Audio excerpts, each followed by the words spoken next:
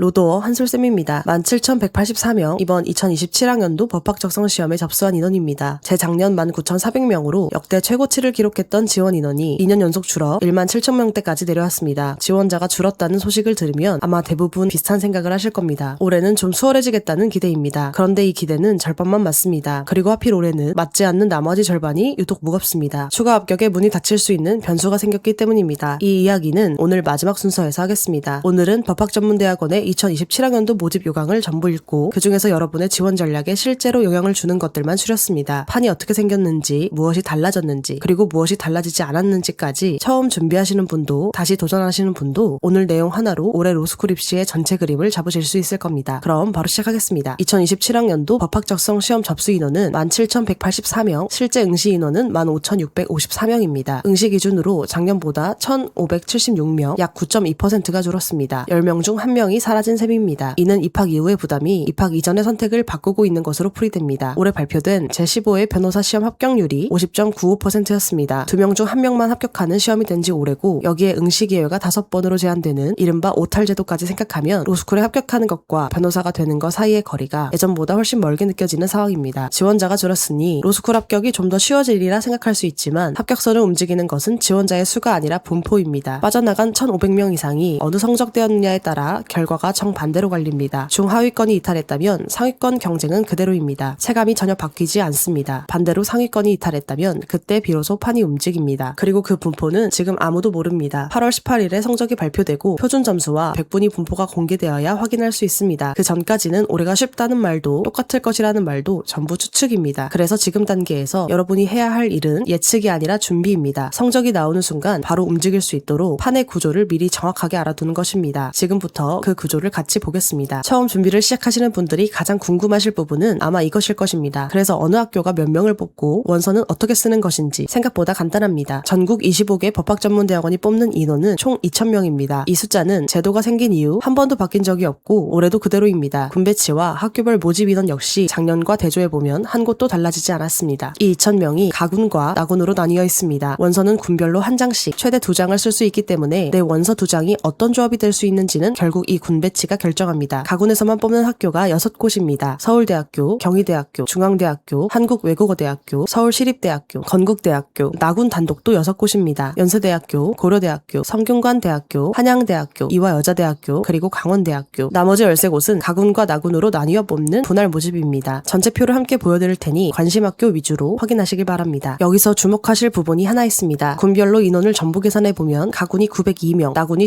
1,098명입니다. 200명 가까이 차이가 납니다. 이 차이가 생기는 이유는 스카이와 인서울 대형 로스쿨 중 서울대학교만 가군이고 나머지는 전부 나군에 있기 때문입니다. 다시 말해 여러분이 쓰게 될 원서 2장은 처음부터 대칭이 아닙니다. 가군의 카드와 나군의 카드는 뽑는 인원의 규모도 구성도 다릅니다. 이 비대칭을 어떻게 쓰느냐가 사실상 원서 전략의 절반입니다. 이제 뽑는 방식을 보겠습니다. 대부분의 학교가 비슷한 틀을 씁니다. 1단계에서 법학 적성시험 성적, 학부 성적, 서류를 합산해 모집 인원의 3배수 정도를 거르고 2단계에서 면접을 더해 최종 합격자를 뽑는 방식입니다. 그런데 이 표준적인 틀 안에 함정이 하나 있습니다. 요강에 적혀있는 배점표와 실제로 당락을 가르는 점수가 다르다는 점입니다. 대부분의 학교는 각 전형 요소에 기본 점수를 깔아줍니다. 예를 들어 배점이 100점이어도 기본 점수가 90점이면 지원자 전원이 90점을 깔고 시작하기 때문에 실제 승부는 남은 10점에서 납니다. 이것이 명목 반영률과 실질 반영률의 차이입니다. 배점표만 보고 학교를 골랐다가는 완전히 틀리게 준비할 수 있습니다. 실질 반영률로 25개 교를 다시 보면 질문이 하나로 좁혀집니다. 1단계에서 점수로 결정되는 몫과 서류로 결정되는 몫이 각각 얼마나 되는지입니다. 1단계를 통과해야 그 다음이 있으니 여기서부터 보겠습니다. 서류평가의 실질 비중을 기준으로 25개 교를 펼치면 4구간이 나옵니다. 한쪽 끝에는 서류의 실질 비중이 35%를 넘는 학교들이 있습니다. 동아대학교가 41%로 가장 크고 서울대학교 40%, 서강대학교 37.5%, 고려대학교 37%, 성균관대학교와 영남대학교가 35.3%입니다. 1단계 점수의 3분의 1 이상이 평가자의 손에 있는 학교들입니다. 반대쪽 끝에는 서류가 20%에 못 미치는 학교들이 있습니다. 충남대학교 15.7%, 충북대학교 8.9%, 그리고 제주대학교는 1단계의 서류평가 자체가 없습니다. 이 구간은 사실상 점수가 전부입니다. 그 사이에 서류 30에서 35%의 학교 7곳과 20에서 30%의 학교 8곳이 늘어서 있습니다. 25개 교 중 가장 많은 학교가 이 중간지대에 있습니다. 앞서 말한 점수 쪽, 그러니까 정량 안쪽을 들여다보면 또 한 겹이 갈립니다. 같은 정량이라도 리트로 채우는 학교와 학점으로 채우는 학교가 다르기 때문입니다. 리트 실질 반영률만 따로 줄 세우면 위에서부터 충분히 충북대학교 89.3%, 충남대학교 69.8%, 제주대학교 66.7%, 성균관대학교 64.7%, 영남대학교 58.8%입니다. 아래에서부터는 서울대학교 30%, 건국대학교 35%, 전북대학교 37%, 중앙대학교 38.4%, 연세대학교 38.5%입니다. 그리고 리트가 낮은 학교에서는 학점이 그 자리를 채웁니다. 연세대학교는 학부 성적 실질이 38.5%로 리트와 정확히 같고, 부산대학교는 33.3%, 건국대학교는 31.5%입니다. 같은 정량대라도 리트형과 학점형은 완전히 다른 학교입니다. 여기서 눈치채신 분들이 있을 겁니다. 성균관대학교와 영남대학교는 방금 리트 상위 5위 안에 있었는데 동시에 서류 비중 35% 이상 구간에도 있습니다. 리트를 많이 본다고 바로 정량대로 분류하기는 어렵습니다. 이 학교들은 리트로 문을 열고 당락은 서류에서 가르는 구조입니다. 그리고 이 지도에는 함정이 몇 가지 더 있습니다. 첫째, 서류평가라고 다 같은 서류평가가 아닙니다. 건국대학교나 서울시립대학교처럼 자기소개서와 증빙 서류를 중심으로 평가하는 학교가 있는가 하면 이미 점수로 반영한 학부 성적과 리트 성적을 서류 단계에서 질적으로 다시 평가하는 학교가 있습니다. 중앙대학교 요강은 서류심사 항목에 정량지표의 질적 평가를 명시하고 있고, 강원대학교는 이수 교과의 깊이와 학년별 추이, 재수강 과목까지 서류에서 봅니다. 서울대학교의 정성평가 40%도 마찬가지로 법학적성시험 성적과 학업 성적을 기초 자료로 삼는 종합평가입니다. 같은 서류 몇 %라도 자기소개서 싸움인 학교가 있고, 성적표를 정량과 정성 두 번으로 평가하는 학교가 있습니다. 둘째, 패스올페일이 곧 반영하지 않는다는 뜻은 아닙니다. 성균관대학교는 학부 성적을 점수화하지 않지만 서류심사 자료에 성적 증명서를 포함하고, 연세대학교는 공인영어가 패스올페일이지만 성적이 우수한 지원자에 한해 서류평가에서 고려한다고 요강에 적어두었습니다. 점수표에서 사라진 요소가 정성의 방에서 다시 등장하는 것입니다. 셋째, 기본점수라는 전제 자체가 없는 학교가 있습니다. 이화 여자대학교는 기본점수를 아예 부여하지 않아 배점표에 적힌 숫자가 그대로 실질입니다. 여기에 무게중심도 다릅니다. 1차가 서류 전형이고 2차에 논술과 심층 면접을 합쳐도 총점 200점 중 20점, 10%에 그칩니다. 사실상 승부의 대부분이 1차에서 끝나는 학교입니다. 마지막으로 이 지도가 1단계 지도라는 점입니다. 제주대학교는 1단계에 서류평가가 없어 정량 극단에 있지만 2단계 면접고사의 반영 비율이 40%입니다. 1단계를 점수로만 거른 뒤 면접에서 판을 다시 짜는 구조라 1단계 지도만 보고 판단하면 이 학교의 절반을 놓치게 됩니다. 2단계가 차지하는 무게는 학교마다 크게 다릅니다. 제주대학교가 40%로 가장 크고 반대편에는 전남대학교가 있습니다. 논술과 면접을 합쳐 12.5%에 그쳐 사실상 1단계에서 결판이 나는 구조입니다. 게다가 대부분의 학교는 1단계 점수를 그대로 2단계에 가져갑니다. 그러니 2단계 비중은 곧 순위가 뒤집힐 수 있는 최대 폭입니다. 같은 1단계 합격이라도 어느 학교에서는 사실상 절반의 합격이고 어느 학교에서는 이제 출발선에 선 것입니다. 정리하면 요강에서 확인하실 것은 세 가지입니다. 서류평가 항목에 무엇이 적혀 있는지, 기본 점수가 얼마나 깔려 있는지, 그리고 2단계 배점이 얼마인지, 이 세 가지를 확인하면 그 학교가 어떤 사람을 뽑으려는 학교인지가 보입니다. 여기까지 정리하면 결국 마지막에 남는 것은 내 점수로 어디를 쓸 수 있는지입니다. 작년 저희 솔루션 데이터를 기준으로 점수대별 라인을 안내해드리겠습니다. 미리 말씀드리지만 이것은 2026학년도 기준입니다. 앞서 말씀드렸듯 올해 지원자 분포에 따라 라인은 움직일 수 있습니다. 다만 로스쿨 입시는 판 자체가 크게 요동치지는 않기 때문에 대략의 눈높이를 잡는 기준으로는 충분합니다. 리트 표준 점수 합산 기준으로 보겠습니다. 120점대 초반은 정직하게 말씀드리면 일반 전형만으로는 선택지가 거의 없는 구간입니다. 이 구간에서 합격이 나오는 경우는 대부분 지역인재, 전문 자격사, 최상위권 학점이나 학벌 같은 다른 축이 리트를 보완할 때입니다. 120점대 중반부터 문이 열리기 시작합니다. 동아대학교, 강원대학교, 전북대학교, 충남대학교와 같은 학교들이 이 구간의 라인입니다. 다만 이 구간이야말로 같은 점수로 결과가 가장 크게 갈리는 구간입니다. 방금 나열한 학교들은 앞에서 보신 지도에서 전부 다른 위치에 있습니다. 학부 성적이 사실상 반영되지 않은 학교와 30% 가까이 반영되는 학교가 같은 라인에 섞여 있기 때문에 같은 127점이라도 학점이 어디 있느냐에 따라 이 중에서 쓸 수 있는 학교와 쓰면 안 되는 학교가 완전히 달라집니다. 130점 안팎이 되면 부산대학교, 경북대학교, 전남대학교, 충북대학교와 같은 지방 거점 국립 로스쿨의 안정지원과 건국대학교, 중앙대학교, 서울시립대학교와 같은 인서울 미니 로스쿨이나 인하대학교, 아주대학교의 상향 지원을 조합하는 그림이 나옵니다. 이때도 지도가 그대로 적용됩니다. 같은 지방 거점 국립이라도 충북대학교는 방금 보신 대로 리트가 거의 전부인 학교입니다. 그래서 같은 리트 130이라도 학점이 낮은 지원자에게는 약점이 지워지는 학교가 되고 학점이 좋은 지원자에게는 강점 하나가 쓰이지 않는 학교에 가깝습니다. 135점을 넘기면 경희대학교를 비롯한 인서울 미니와 인서울 대형을 섞는 조합이 현실적인 선택지가 됩니다. 그리고 140점 이상 역설적이지만 고민이 가장 깊어지는 구간입니다. 이 점수 때부터 한양대학교가 안정권에 들어오는데 안정카드도 소신카드도 대부분 같은 나군에 있어 원서 한 장으로는 그중 하나만 고를 수 있습니다. 안정과 소신 사이에서 원서 두 장의 조합이 가장 어려워지는 구간이고 아까 보신 군배치의 비대칭이 여기서 가장 아프게 작동합니다. 정리하면 점수대별 라인은 존재하지만 어느 구간에서든 라인을 최종 결정하는 것은 리트 점수 하나가 아니라 리트, 학점, 정성 요소의 조합입니다. 그리고 그 조합을 결정하는 것이 방금 보신 보신 실질 반영률과 학교마다 다른 환산식입니다. 같은 리트 표준 점수도 학교마다 다른 점수로 환산되기 때문에 내 성적표가 이 지도의 어느 지점에서 가장 비싸지는지는 성적이 나온 뒤에 개인별로 계산해야 하는 영역입니다. 다음으로 요강을 읽을 때 놓치기 쉬운 제도를 보겠습니다. 쿼터제입니다. 법학전문대학원은 합격자를 성적 순으로만 뽑을 수 없습니다. 법으로 정해진 선발 비율이 있기 때문입니다. 모든 학교는 입학자의 3분의 1 이상을 비법학사에서 3분의 1 이상을 타 대학 출신에서 선발해야 하고 학교에 따라 이 비율을 더 높여 잡은 곳도 있습니다. 여기에 지방소재학교는 해당 권역대학 출신을 일정 비율 이상 뽑아야 하는 지역균형인재 쿼터가 더해집니다. 학교마다 기준이 다르니 전남대학교를 예로 들어 어떻게 적혀있는지만 보여드리겠습니다. 이 쿼터들은 언뜻 나에게 유리한 가산점이나 별도로 열리는 낮은 커트라인처럼 읽히기 쉽습니다. 그런데 이 쿼터는 커트라인이 아니라 자리의 배분입니다. 정원의 일부가 특정 조건을 갖춘 지원자의 몫으로 미리 정해져 있고 나머지 자리를 두고 그 밖의 지원자들이 경쟁하는 구조입니다. 그래서 대부분의 지원자는 이것이 작동하는지도 모르고 지나가지만 특정 조합에서는 이야기가 달라집니다. 예를 들어 법학사이면서 자교 출신이라면 비법학사와 타 대학 출신의 몫이 법으로 확보되어 있는 만큼 들어갈 수 있는 자리가 구조적으로 더 적습니다. 내가 어느 문 앞에 서 있는지를 결정하는 것은 스펙이 아니라 조합입니다. 지역균형 인재 쿼터는 조금 더 직접적입니다. 대부분 15% 이상이고 학교에 따라 이보다 낮은 곳도 사실상 정원의 3분의 1까지 배정하는 곳도 있습니다. 정원 120명 학교라면 최소 18자리가 그 지역 대학 출신자들에게 먼저 돌아간다는 뜻입니다. 다만 여기서 확인하실 것은 비율만이 아닙니다. 권역의 범위가 학교마다 다릅니다. 인접한 도까지 폭 넓게 묶는 학교가 있고 해당 도 안으로 한정하는 학교가 있습니다. 내가 나온 대학이 어느 학교에서 지역 인재로 인정되는지는 지도를 보고 짐작할 것이 아니라 요강에서 직접 확인해야 합니다. 올해 이 쿼터에서 움직임이 있었던 학교가 서울시립대학교입니다. 비법학사와 타 대학 출신 선발 비율을 전체 모집 인원의 2분의 1 이상에서 3분의 1 이상으로 내렸습니다. 전국에서 가장 높던 기준을 법이 정한 하한까지 낮춘 것이라 법학사나 자교 출신 지원자에게 상대적으로 좁았던 자리가 눈에 띄게 넓어졌습니다. 앞서 표에서 보신 대로 리트 실질이 50%인 학교인데 자리의 구조까지 달라진 만큼 올해 지원 판도가 가장 궁금해지는 학교 중 하나입니다. 마지막으로 특별 전형입니다. 신체적, 경제적, 사회적 배려 대상자를 위한 전형으로 이 역시 입학 정원의 일정 비율 이상 선발이 법으로 정해져 있습니다. 여기서 확인하실 것은 군 배치입니다. 분할 모집 13개교 중 6곳이 특별 전형을 한쪽 군에서만 운영합니다. 인하대학교와 전남대학교는 가군에만 있고 전북대학교, 충남대학교, 충북대학교, 원광대학교는 나군에만 있습니다. 특별 전형으로 지원하시는 분들에게는 이 6학교의 원서조합이 처음부터 절반으로 줄어있는 셈입니다. 지원 자격도 학교마다 인정 범위가 다르고 해마다 조금씩 바뀝니다. 본인이 해당될 가능성이 조금이라도 있다면 올해 요강의 자격 조항을 직접 확인하시기 바랍니다. 이제 올해 요강에서 가장 조용하게 지나가고 있지만 어쩌면 가장 큰 변화일 수 있는 부분을 말씀드리겠습니다. 결혼 보충이라는 제도가 있습니다. 미등록이나 자퇴로 결혼이 생기면 다음 해에 입학 정원의 10% 범위 안에서 정원 외로 추가 선발하는 제도입니다. 별도 전형 없이 예비 후보자 순번대로 선발하기 때문에 수험생 입장에서는 최종 발표가 끝난 뒤에 한 번 더 열리는 추가 합격의 문이었습니다. 그런데 올해 25개교 요강을 읽어보면 이 제도를 다루는 문장이 달라져 있습니다. 대부분의 학교가 같은 조건문을 달았습니다. 시행령 개정에 따라 시행 여부가 결정된다. 확정된 제도가 아니라 열릴지 말지 모르는 문이 된 것입니다. 가장 직설적인 곳이 부산대학교입니다. 정원 외 선발의 근거 조항이 2026학년도까지만 시행되고 2027학년도부터는 적용되지 않는다고 요강에 명시했고 시행령이 개정되는 경우에만 별도로 안내하겠다고 적었습니다. 정리하면 이렇습니다. 결혼 보충의 법적 근거인 시행령 특례가 기한을 앞두고 있고 개정으로 연장되지 않는 한 2027학년도에는 결혼 보충 선발이 없을 수 있습니다. 열리면 예년처럼 2월 말에 결혼이 확정되고 순번대로 진행됩니다. 닫히면 여러분이 받아든 예비번호의 가치가 작년과 달라집니다. 여기서 중요한 것은 이 문이 닫히는 크기가 학교마다 다르다는 점입니다. 결혼 보충은 정원 외 선발입니다. 상한이 정원의 10%일 뿐 실제 선발은 전년도에 발생한 결혼만큼 정원 위에 더해서 뽑습니다. 그런데 이 결혼이 생기는 위치가 균등하지 않습니다. 최상위권 로스쿨은 합격자가 대부분 그대로 등록하기 때문에 결혼이 거의 발생하지 않습니다. 반면 최상위권 아래부터는 상위학교 추가 합격 등으로 빠져나가는 인원이 있어 해마다 상한에 가까운 인원을 정원 외로 더 뽑아온 곳이 많습니다. 실제로 부산대학교 입학처가 공개한 전형 결과를 보면 정원이 120명인 이 학교의 입학 인원은 3년 연속 132명이었습니다. 결혼 보충 상한 12자리가 해마다 전부 채워져 왔다는 뜻입니다. 이 제도가 닫히면 그 12자리는 조정되는 것이 아니라 그냥 사라집니다. 그러니 이 제도가 닫힐 때 충격은 위가 아니라 중간에서 큽니다. 그리고 하나 더, 마지막 안전망이 사라진다는 것을 아는 지원자들은 원서를 아래로 내려잡게 됩니다. 하향 안정 지원이 늘어나면 중위권 라인의 경쟁은 오히려 조여집니다. 지원자가 줄어서 생기는 하락 압력과 문이 닫혀서 생기는 상승 압력이 같은 구간에서 정면으로 부딪히는 해, 그것이